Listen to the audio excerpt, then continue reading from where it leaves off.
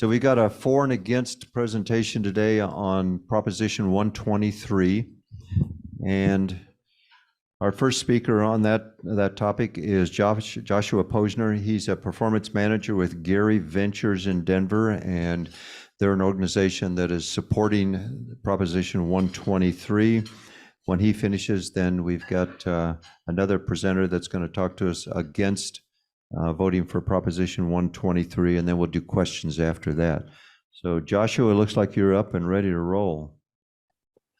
Yes, Floor sir, is yours. JD. Alrighty. Well, hi, everybody. Thank you so much for having me. Denise and JD, thank you in particular for setting us up and organizing this for and against presentation. Really excited to speak with this group about Proposition 123, the statewide affordable housing measure.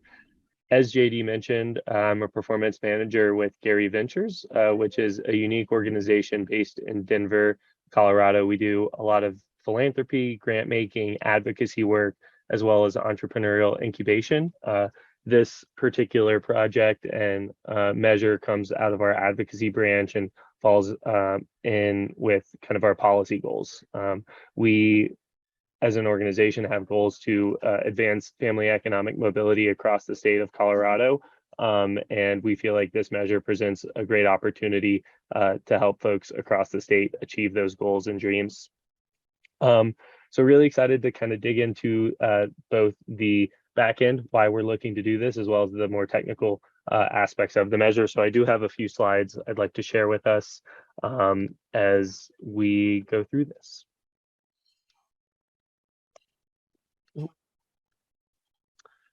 So essentially, why did we start engaging with affordable housing crisis? As we know, it's one of the most significant policies and issues facing our state in this current election.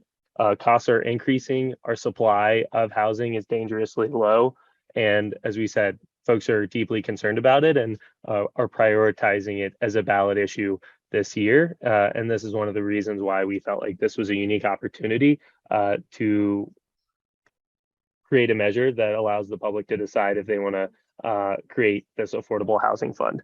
The supply being dangerously low piece, I think, is a really important metric to harp on. That from 2010 to 2020, we developed 40% less than we did from 2000 to 2010.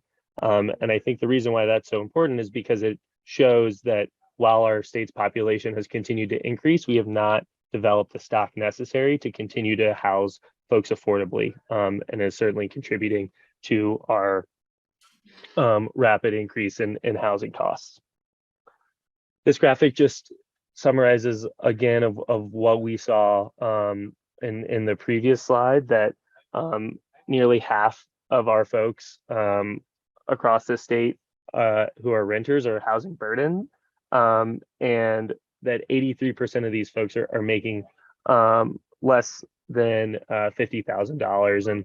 And essentially what we're seeing is, when we talk about housing burden, folks who are paying more than 30% of their annual income to housing. When folks have to pay above 30% of their annual income to housing, that prevents them from saving money to reinvest in the local economy, to save up for their child's education in the future, or to save up and buy a house in the future. And so while this is a housing crisis and the prices of homes is a drastic issue, so is the renting cost and the cost that renters are experiencing, because it prevents a lot of opportunity and potential for wealth building down the road. I think the numbers here are staggering and in some ways mind-boggling, and I think continue to harp on why it's so significant that we act on Proposition 123 now, that we vote yes on it, and that we look to continue to address housing affordability in the future. If the housing market continues to stay the same, or continues on the trajectory that it is now, in 10 years, by 2032, our median single family home in the state of Colorado will cost $1.7 million. And that's not based on Denver Metro or Fort Collins Metro area. This is across the state of Colorado. To that end, in order to qualify for that type of mortgage, to pay for that median house across the state, a family would have to make nearly $400,000. As we can imagine, that is definitely not sustainable for the state and doesn't allow kind of for our goals and dreams of community members, hardworking, skilled professionals like teachers, nurses, and firefighters to live in those communities where they work. Another example of this, though, is okay, maybe we're drifting away from a home buying market. Single family homes aren't kind of the American dream that they used to be, and that this is not a relevant issue for folks in future generations because they won't buy houses. Regardless, the issue remains the same because in 2032, if the market continues as it has, a renter would have to have an average or an annual income of over $100,000 just to afford the average apartment. So this isn't a single family home issue. This isn't exclusively towards folks looking to buy starter homes or long-term family homes. This is for renters and professionals making their way through their careers as well.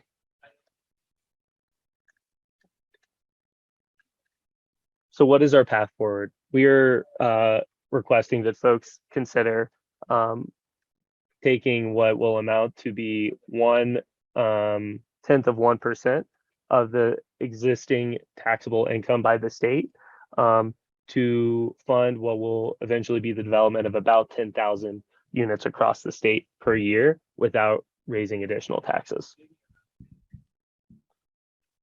The slide summarizes this, but we are really looking at a stable revenue source for affordable housing without raising taxes.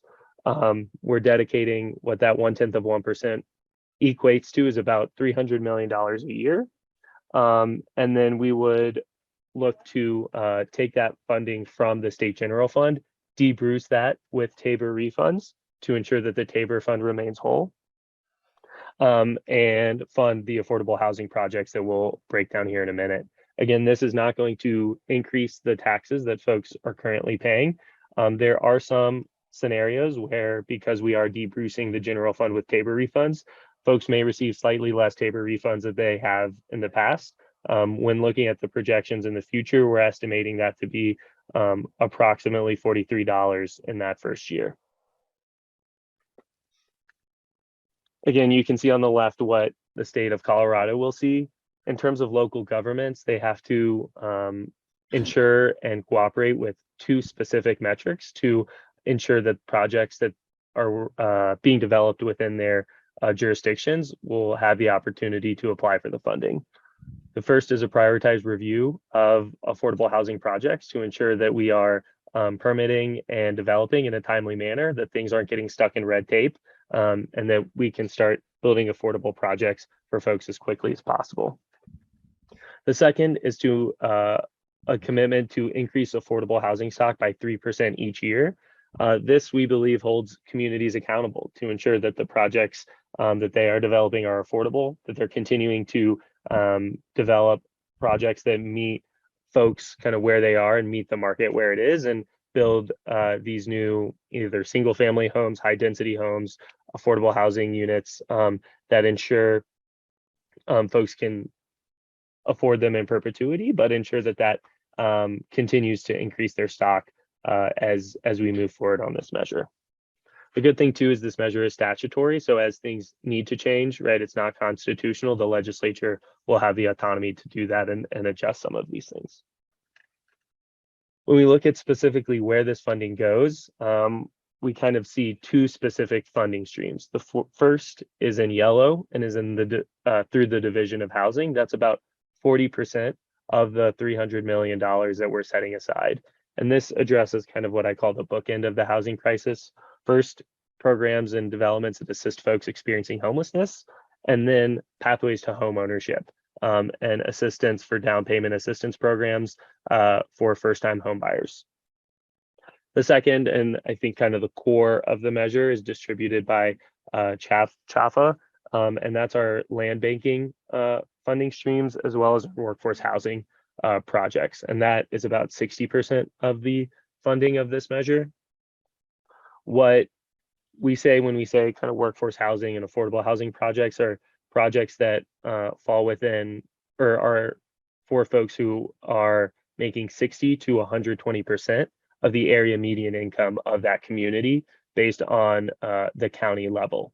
And so what we're seeing is this is really meant for, these projects are really meant for developing homes or potential apartments for folks who are kind of that skilled labor force that is integral to each community that have been pushed out based on the housing market. Again, community members who are typically teachers, nurses, firefighters, police officers, skilled laborers, those types of folks. So this is just kind of a summary of the politics and some of our more recent endorsements. We're really proud of this list. Our endorsement coalition is now up to 250 different nonprofits, organizations, companies, local and state elected leaders across the state of Colorado. And we see kind of a wide geographic and industrial spectrum of folks who are supporting this measure, from Fort Collins down to Pueblo, Durango, Grand Junction, Fort Morgan, across the state. And when we talk about Fort Collins and Northern Colorado support in particular, Larimer County commissioners have supported and endorsed.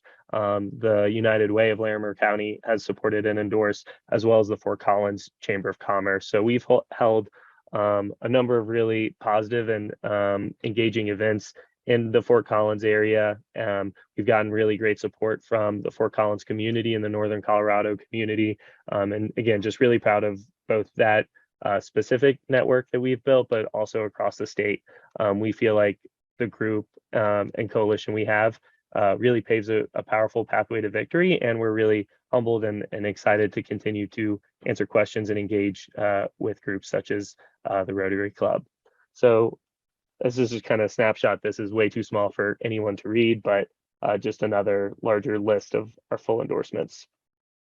But with that, that's kind of the mechanics of the measure. Excited to jump in a few minutes to answer any questions we have. But at this point, I'm happy to close out my time.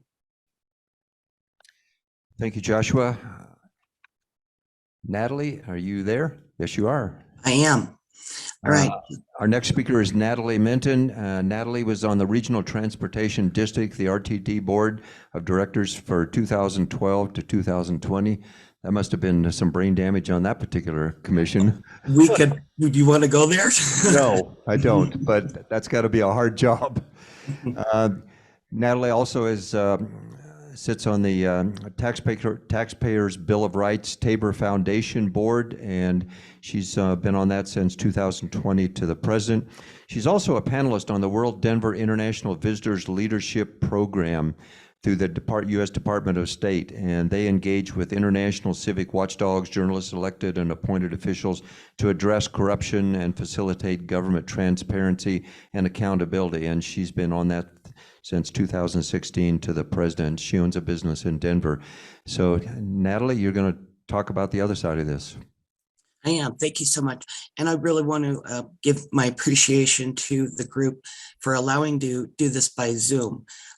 Usually in election years, it's a lot of driving around, so the Zoom makes this a great opportunity. So thank you for offering that. A little bit more information about myself. So I've spent over 2 decades working in the local governments and state level. So that includes all the way from special districts to the municipalities or cities and towns, county and state. So I have a lot of time and history in Colorado working within the local governments. That aside, as was mentioned, I'm right now currently a board director, volunteer with the Taxpayers Bill of Rights Foundation and Committee. What I have focused on over time is trying to ensure that there is accountability and transparency in government and how our funds are being spent. And that is partly my engagement, especially with the Taxpayers Bill of Rights and the moderate controls it puts on government. Proposition 123 concerns me in many, many ways. To start with, first of all, the proponents would like to state that, one, it's not a tax increase, but in fact it is. And I've been watching this ballot measure since spring when it went through the title board. And in fact, the proponents had a very well-paid lawyer presenting at that hearing, trying to state that it was not a tax increase.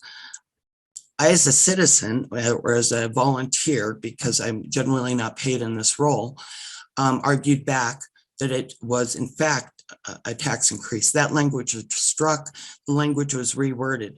But at the end of the day, when we look at what's going to occur here with the dollars, what's going to happen is the Tabor refund or rebate, which is really the more appropriate word, because a refund would be entirely coming back. A rebate is a portion of it,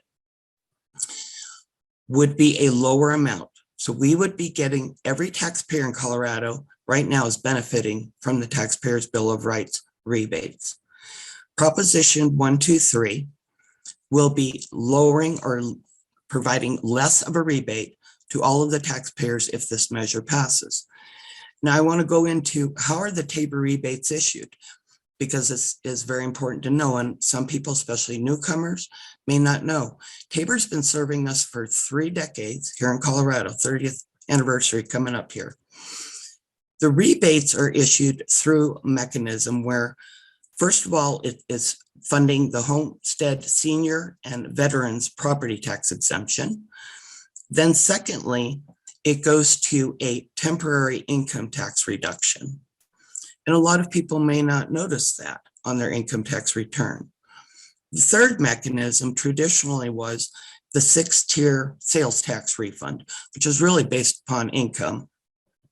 And then a newer addition, but it's been used in the past, is a direct check back to the taxpayer. So many people can easily think about the $750 they directly received this year, or $1,500 per couple. Now those figures, those dollars weren't always $750 and $1,500 projected for this year. Keep in mind, there's a quarterly forecast coming out of the state throughout the year that these numbers will change on the amount of Tabor refunds we get. So we can use numbers that have been mentioned, I think, before, but those could change. And we're not looking at the $750 or $1,500 at this point, I'll say that. But it comes down to, instead of that money coming directly back to the taxpayers through the mechanisms, it starts first with that lower end, the check or the 6-tier sales tax rebate. Then if that's when there's more money available in the rebate. The one that's higher above that gets triggered before is the lower income tax rate. Above that is the homestead senior, the senior disabled vet property tax exemption.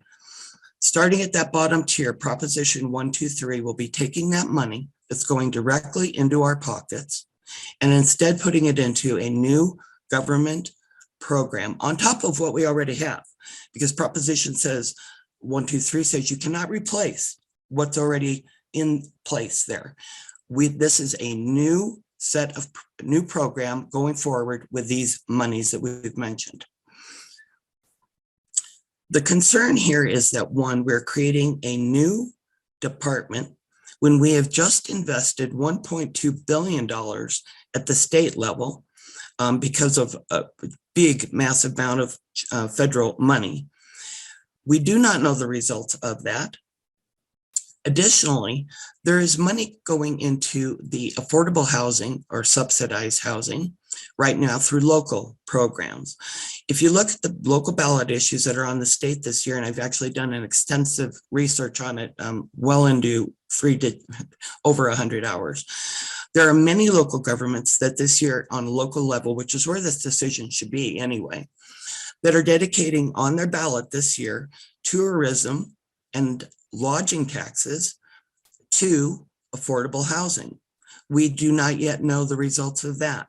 So making a rash decision with Proposition 123 and taking the money out of taxpayers' hands, the money that's going to be going here in the future years directly into their pocket from Tabor refunds, that they very well are going to be using to either make that first deposit, on their first apartment, or work towards that down payment for a home, or perhaps in their case, their best use of that Tabor money is to replace the water heater that is on its last leg. We're taking that money and those choices out of people's hands and putting it into a new government bureaucracy controlled by one administrator that as it's quoted, has a bare minimum public process to it. We are handing a tremendous amount of power to that one administrator in this program that does a lot of things, including, let me start to just list a few of these here. We have, first of all, after the money is split, part of it is going to be going to government and land banking. That pits the government bodies with deeper pockets against mom and pa or the family going to buy their first property. That does not help with affordability. Other parts of where this money is going, part of it will be going to local governments. The local governments are going to have a lot of hurdles to get through getting that money back, which was once our Tabor rebates going directly back into our pocket. Those include a 3% per year. Each of the participating government has to increase multifamily dense housing by 3% per year each year they are in the program. What also needs to be required by the local government is a 90-day fast track permit process for these government controlled, subsidized, affordable housing units. That is going to create stress, one, on the process itself. The proposal states it will give more funding to help with this fast track permit process for the local governments. But on the other hand, it also provides less input time for citizens on these projects when they're fast tracked through. The government has to meet those hurdles, overcome those hurdles to get, again, which was once our Tabor rebates coming back to us. There are eviction defense funds. This is taking mom and pa who have rental units, is taking part of their Tabor refund to then have a tenant who is not paying the rent have a legal defense against them. There has to be a fairness. People should be able to keep their rebates, determine how they spend them, and that very well could be towards their housing needs. By taking it, put it into a bureaucracy is, I believe, the wrong reaction to this situation that we're seeing right now, especially when part of the housing crisis has been inflated and created by the economic shutdown from COVID. The latest economic forecast states that they do believe the housing is leveling off and will for future years. To make a rash decision like Proposition 123, taking money and rebates out of taxpayers' hands where they can best decide what to do with it, has concerns. As far as the construction, and one of my, our chair actually for the Tabor Foundation has the best grasp on the housing situation. But I've debated next to him in debates like this, where it was 2-on-2 before, well enough to know the challenges he's brought up. On unusual, 40 to 45,000 units are built in Colorado each year. Based upon the numbers, the figures the proponents are proposing, they're saying basically there is going to be 25% of the market, 20% if we want to be conservative, of the government takeover of the housing market. Is that what we want to see in Colorado? Now, besides being a Tabor Foundation Board of Director, I'm going to speak to one other hat I wear, and I am the registered agent for the No Prop 123 campaign. And I'm only wearing that hat right now when I say this, not the Tabor Foundation.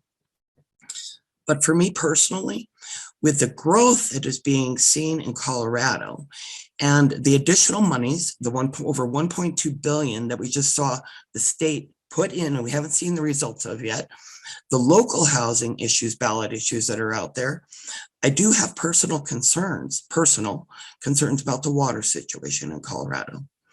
And if you could please tell me, how am I on time right now? You've got about 7 minutes. Okay.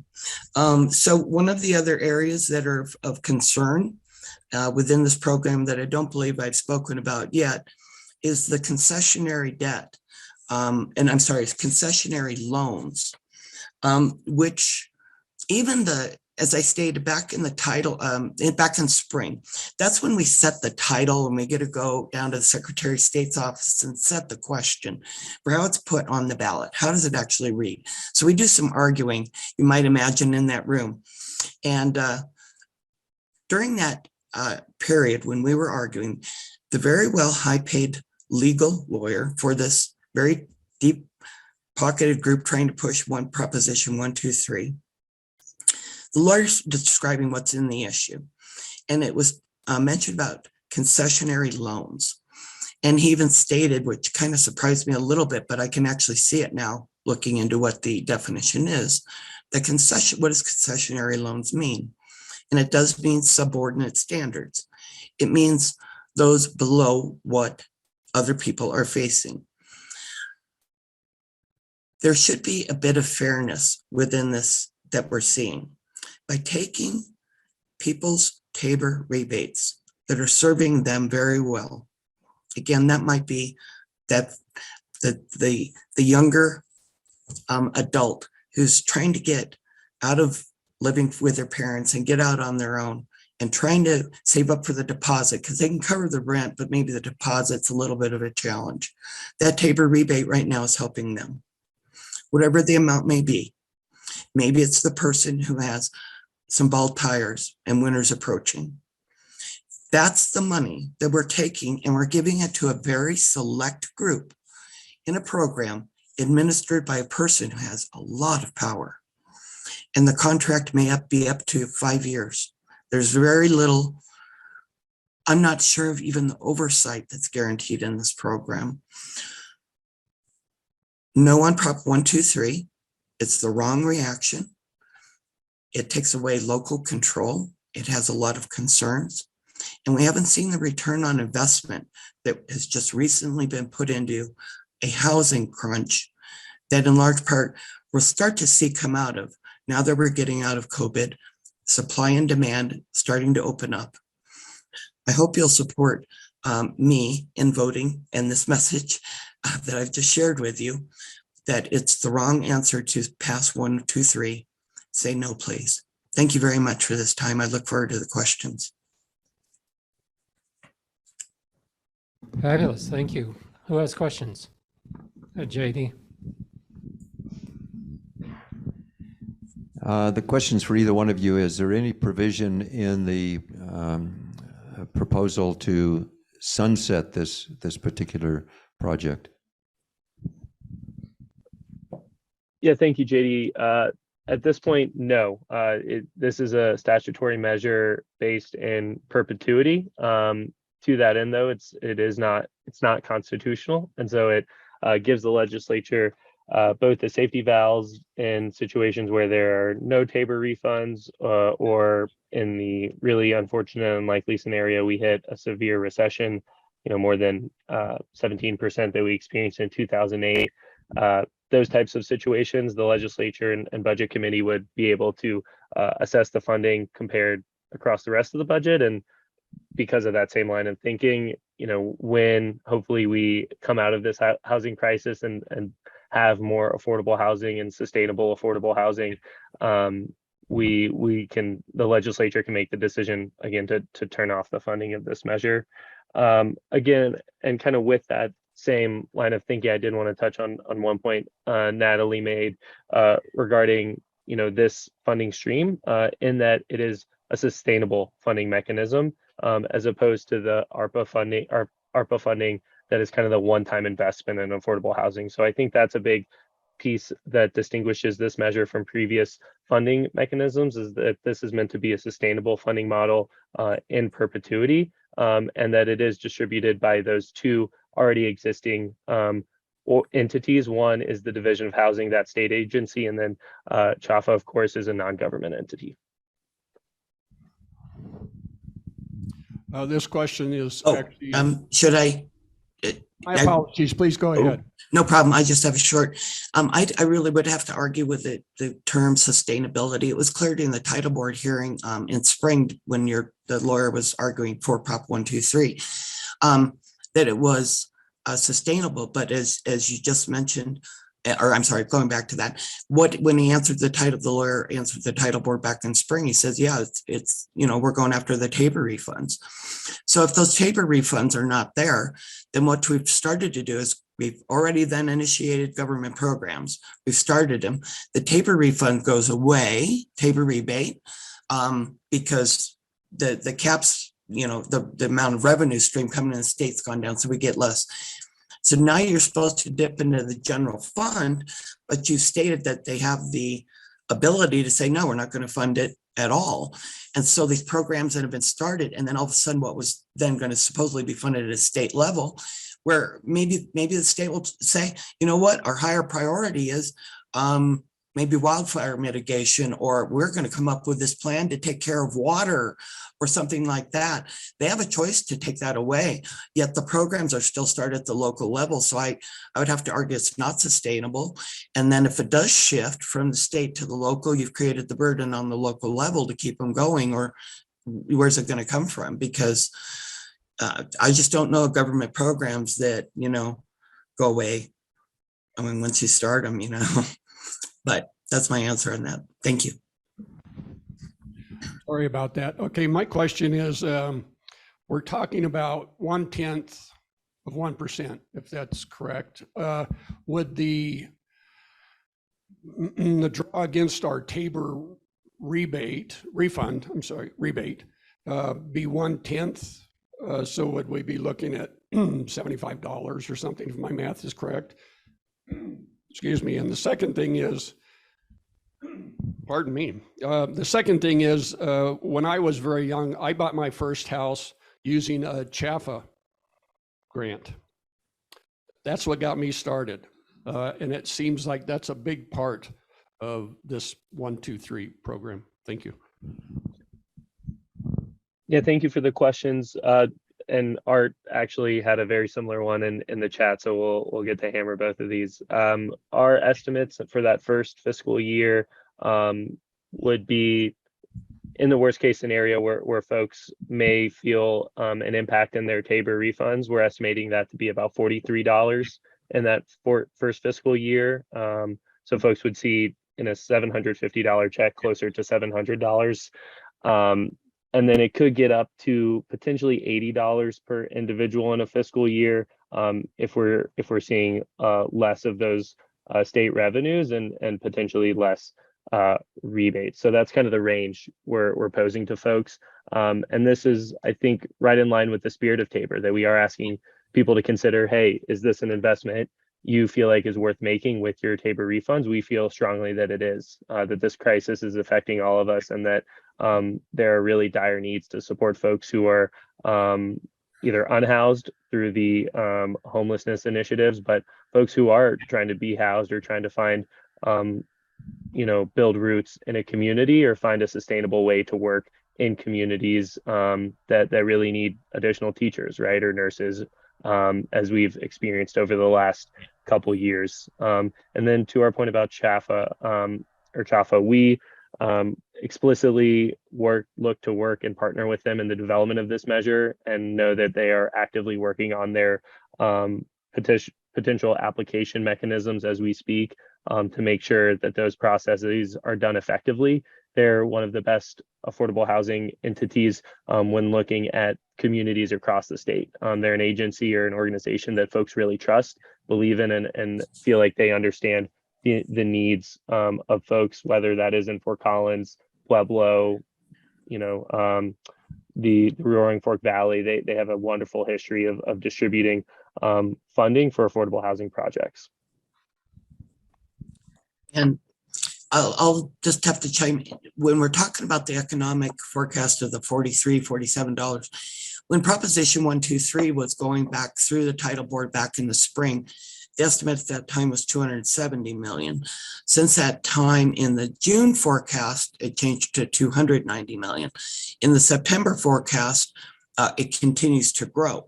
So just because we are hearing what will occur in the first year would be a really bad decision to be making a financial decision based upon it just being, let's say, $50 or $80. These forecasts change by hundreds of millions of dollars. And you're making a permanent decision in the sense that unless it mechanically changes or the legislature doesn't change it, those dollars will continue to grow. And I'm not a gambler, but there's no way in the world that I would ever want to use those figures, especially when we were looking years out. We're making a decision that affects future generations. And then again, I'm going to go back to, we just put a large amount of money in and are making a lot of also local ballot issue decisions right now that will make a lot of change in the housing market based upon those figures. We should really wait to see what we are going to be getting from those, because those are all on top of those existing programs. And yes, the federal funding is one time, but that's still a massive amount of money. I would just use caution on making a permanent decision. You making a rash decision, and there, thanks.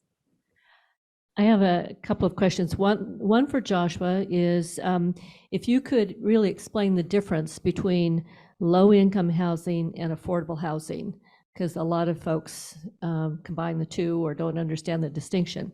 For Natalie, if you could clarify, I think you've made the statement that it's a tax increase, but according to Tabor, no tax increase at any level can occur without a vote of the people. I think you're equating a reduced rebate with a tax increase, if you could clarify. And Awesome, yeah. One other thing is that I think it's 0.3% out of the general fund. And as I understand the state government, the JBC or the Joint Budget Committee would have to identify what other programs would either be diminished or affected by using general funds for this particular measure. Thank you so much for bringing up the general fund piece. I'd like to start there because based on this funding mechanism, we are not cutting into any existing programs from the general fund because we are using this debrucing mechanism. The JBC has come out and there was an article a few weeks ago about concerns, in an economic situation where we hit a recession and the committee has to get together and meet, to determine what can best be funded and what is the most important things to be funded. But that will happen in any type of recession scenario or economic downturn.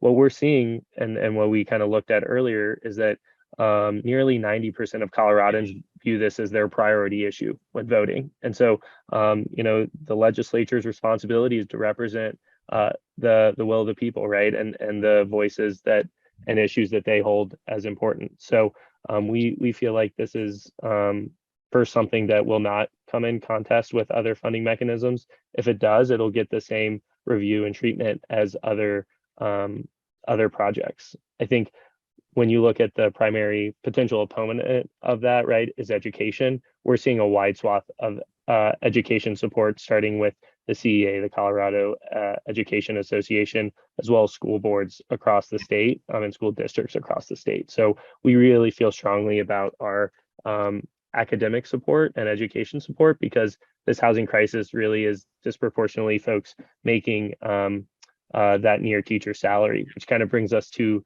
your question about lower income housing, right, versus affordable or attainable housing. I've been working on this project for a number of months. I still can't tell you the official definition for affordable housing because it changes for so many folks depending on the context. But I think attainable housing is a really unique way to describe it. That the fact of the matter is our housing stock is low, right? If you look at a community like Eagle County or something like that, a traditionally mountain resort community, and you have teachers who are looking to work there, their school superintendent, when we visited there a couple weeks ago, was reaching out to their parents and students asking if there were extra basements or couches for their teachers to sleep on because there simply wasn't the stock available for those teachers to attain a reasonable accommodation. And so when we talk about affordable and attainable housing, we're looking at folks who are making very middle income type of money. Again, what I said is the 60 to 120% of the area median income of a specific community, as opposed to low income housing that you're looking at more of, 10 to maybe 50% of that area median income. Does that help answer your question? Great. And thank you for the camera person. This is great to see all your faces. All right, so I'm going to try to do the screen share here to show I was asked the question, why do I say it's a tax increase? And I'm going to see if I can.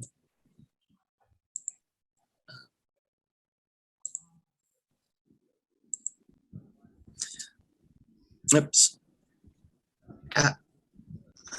Okay, well, the top's cut off a little bit, but it'll get the point across. Okay, so the bottom tier, and you can see this screen, right? Yes, okay. All right, so where it starts here is on the bottom, the sales tax refund, which this year we had the new mechanism of the direct check going back to people. So right there, even though it's called sales tax refund, it's really based upon the level of the income tax for that mechanism.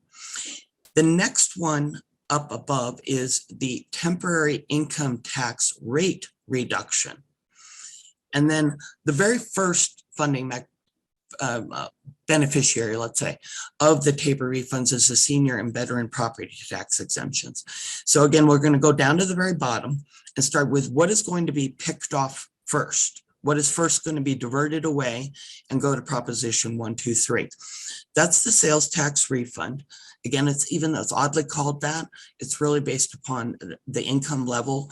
The theory probably is whatever you're generating in income, you happen to be spending probably more. People will get less from that category if Proposition 123, less of a rebate. The next is one, because in years coming up, we won't have the bigger right now it's projected. Let me say it that way. And that's why we've got the 45 and I'm gonna stop. Well, now I'm gonna keep it going actually. In those future years right now, it is not quite as much as the rebate that we're seeing at this time. Again, those are projections. We don't know how they will change coming up. If this money is diverted, one, we will see less money to the sales tax refund, which is really based upon the income level. In those years where the TABOR rebate may get smaller, it will then also affect the temporary income tax rate reduction. That means we won't have this temporary rate reduction. Therefore, on your 104 Colorado property tax or income tax form, you will be paying more in income taxes than a year where the TABOR rebate is applied to it. By paying a net more in taxes at the end of the year, that is a tax increase. That's the answer on that one. I do want to jump back to the description of some of the counties that I believe Eagle County was mentioned with the teachers. They were looking for housing. It's especially, and I mentioned there's a lot of local issues in Colorado this year that are asking the voters, can we divert money that's right now charged on lodging, sales tax, a special sales tax on lodging, and going to tourism dollars to draw more people in? They're asking the voters this year, and especially the resort communities, to be able to take those tourism dollars and put them into housing. So again, that's one of the things that we're still waiting to see on what's the effect. I hope that answered the question and added a little bit on the other comment. Thank you. And I will stop my share. Ruth, do you want to try to take one more question, or are we out of time? Deems? Deems had asked, and I don't know where you fell on this, Alon. Elon? We just take, We're almost out of time, so if you can make your answers really concise. So this is a question for Natalie. So how young people can buy a home, just from your opinion personally? Like What is the solution? This is Um, For young people, sometimes it does take some savings up. And that, frankly, the thought of being able to buy a home, perhaps in your early 20s, is difficult. I'll state that if you have not had time to build up your savings, it does make it more difficult. But there were many of us who were unable to immediately jump into a home in, our late teens or our early 20s. But that does take some resourcefulness. It does I can think back to the ways that I worked. I was working more than one job. Yes, I had an additional job on top. I did have roommates through the years that I was renting and building up and saving. I hope that we are going to see the market start to level out. Unfortunately, we're going to see some repercussions from that because of the bubble. But I believe that taking a refund or rebate from one person or those taxpayers who are trying to save up, taking their rebate that's helping them right now to save towards a home, to give to just a select group, a very limited group here in Colorado of people, is not the right answer. So Joshua, Yeah, I would just like to, again, comment on this, that I think this measure is something that seeks to address a problem that we all feel directly and indirectly. So I'd like to push back on the point that this is a selective benefit. When we have teachers that can live in the neighborhood with our students, when we have nurses that are able to drive a reasonable distance, 10 minutes instead of 45 minutes to the hospitals where they work, when we have firefighters who are able to be in the communities where they work, we see better outcomes across the state of Colorado, across our towns, across our counties. And so, yeah, maybe the benefit is for the direct benefit of affordability is felt directly from this measure for a few folks, but it's also felt indirectly within the community and then indirectly within the market, right? If we can free up and have more attainable, affordable housing for some of these groups, we're going to see a reduction in rents of housing costs across the board. And so we, again, are really thankful for the people of Colorado and really encouraged by the support that we're seeing. We recognize that this is, whether or not you call it a slight tax increase or not an increase at all, there is some impact to folks' wallets. And at the end of the day, it's a small investment to make for hundreds of $millions on a sustainable solution to affordable housing. And so we're really excited about folks considering this. We feel like it's right in the spirit of Tabor for people to vote on this and make this decision for themselves. And again, really appreciate the platform for to share, our opinions and thoughts on this measure. if both of you want to send me by email just a link to where people could go for more information from your particular perspective or organization, I'll push that out to the memberships. I want to thank both of you for giving us the time today to help understand this issue. Thank you.